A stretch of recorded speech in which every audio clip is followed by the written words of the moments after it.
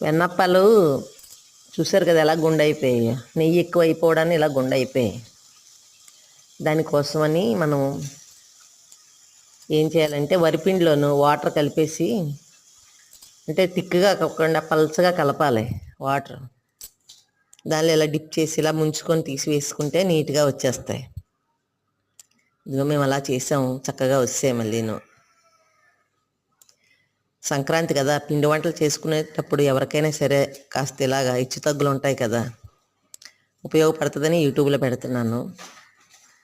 వెన్నప్పాలు చేసుకునేటప్పుడు అన్ని కొలతల ప్రకారం వేసుకోవాలి.